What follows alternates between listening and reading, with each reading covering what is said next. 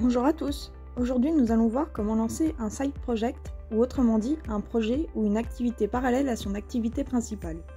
Par exemple, en parallèle du salariat, de vos études ou de votre retraite, nous verrons aussi l'opportunité que peut donner ce projet, puis nous verrons 10 idées de side project réalisables facilement et sans grands moyens financiers. Tout d'abord, la première étape avant de se lancer dans un side project, c'est de faire le point sur ses qualités, ses compétences et surtout sur ce qui vous motive ou vous passionne. Car un side project, c'est une manière de développer et de partager ses connaissances et ses passions dans un projet qui vous sera propre. Faites donc le point sur les sujets qui vous intéressent, que vous aimeriez partager autour de vous, en faisant une petite liste des différents domaines dans lesquels vous vous sentez confiant. Vous devrez aussi définir un temps pour vous consacrer à votre side project. Pour le commencement, fixez-vous déjà un créneau de disponible de manière concrète pour réfléchir sur votre idée de side project. Le mieux est de pouvoir y consacrer 30 minutes à 1 heure par jour minimum selon le projet. Vous devrez aussi vous fixer des objectifs à la fois clairs, mesurables et définis dans le temps pour planifier toutes vos actions, de la réflexion jusqu'à la mise en route de votre projet. Tenir un journal de bord ou un calendrier augmente les chances de réussir à lancer et à tenir son projet dans le temps. Par exemple, vous pouvez vous fixer 30 minutes chaque jour à 18h30, puis 1 heure chaque samedi de 10h à 11h, en prévoyant à l'avance sur quoi vous allez travailler, soit la préparation d'articles, un montage vidéo, une œuvre artistique. Posez un cadre qui vous permettra de ne pas vous éparpiller dans 1001 idées et posez à plat chacune de vos idées et de vos envies qui pourront faire l'objet d'un projet. Vous pourrez évaluer si votre projet est plutôt d'ordre personnel, comme développer une compétence particulière, ou plutôt d'ordre professionnel. Si le projet est de lancer une entreprise, prenez le temps de faire le point sur votre public cible et sur la problématique qui va aider votre cible à répondre à son besoin. Dans la phase de commencement de Side Project Pro, on cherche à étudier le marché en se posant ces quelques questions. Quelles sont les entreprises du secteur concerné qui proposent des offres similaires? Depuis quand existent-elles et comment se sont-elles développées? Quels sont leurs points forts et leurs points faibles? Que trouvez-vous convaincant dans leur offre et que faudrait-il améliorer? Quels sont leurs canaux de vente et par quels moyens communiquent-elles? Quels sont leurs prix et leurs chiffres d'affaires? Quels sont les retours des clients? Analysez les avis et les commentaires s'il y en a. Que pourriez-vous améliorer pour satisfaire les clients insatisfaits? Et comment pouvez-vous vous démarquer? Une fois que vous estimez avoir fait le tour de ces questions, passez maintenant à votre offre. Vous allez devoir lui trouver un nom, déterminer en quoi vous êtes qualifié sur votre offre et comment le produit ou le service que vous allez partager peut aider vos futurs clients. Soignez votre profil avec un logo de qualité. Pour cela, je vous conseille d'utiliser Canva, que vous soyez débutant ou un peu plus expérimenté. Réalisez aussi une description de votre offre qui soit claire et qui réponde à une problématique précise. Pour développer votre side project, entourez-vous de professionnels qui partagent vos idées. Pour échanger avec eux, faites un questionnaire auprès de votre entourage ou de personnes potentiellement concernées et intéressées par votre offre. Les réseaux sociaux sont un bon moyen pour communiquer sur votre futur projet. Vous pourrez y obtenir des retours constructifs pour faire évoluer vos idées et votre activité. Maintenant, posez-vous la question de quels investissements et de quelles ressources vous aurez besoin pour lancer votre projet.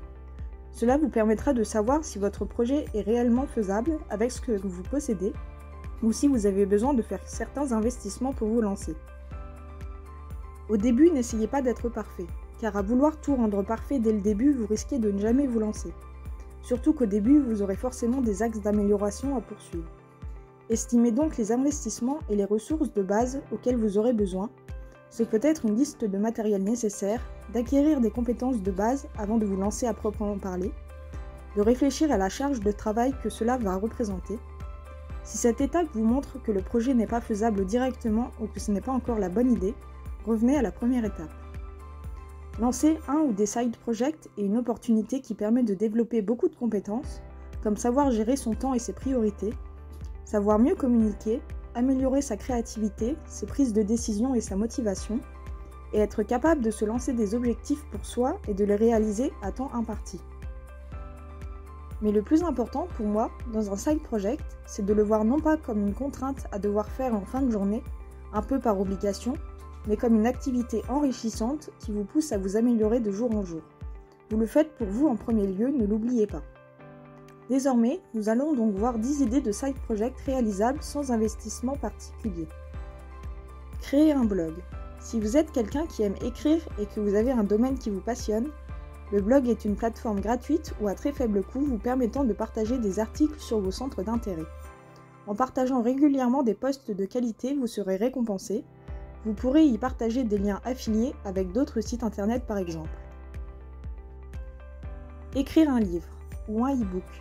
De même, si vous avez des qualités rédactionnelles, il n'y a qu'un pas entre la rédaction et l'auto-édition. Écrire un livre demande de la persévérance, mais c'est un objectif gratifiant une fois arrivé à terme. Les e-books ont l'avantage d'avoir une facilité d'édition par rapport aux livres. Testez ce qui vous correspondrait le mieux. Traducteur.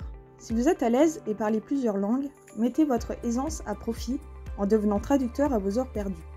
Des sites comme ComeUp, anciennement 5 €, vous permettent de proposer vos talents de manière rémunérée. Correcteur.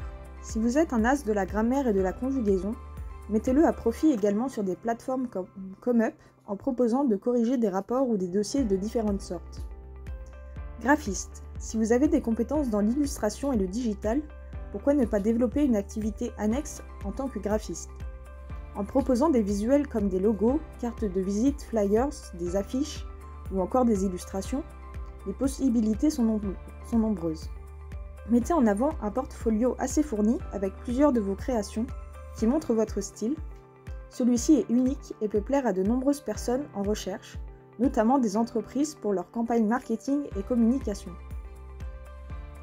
Photographe. Si vous disposez déjà d'un bon appareil ou bien d'un smartphone avec une bonne qualité d'image, vous pouvez proposer des photos à thème lors d'événementiels ou bien des images de masse pour des banques d'images comme Shutterstock par exemple.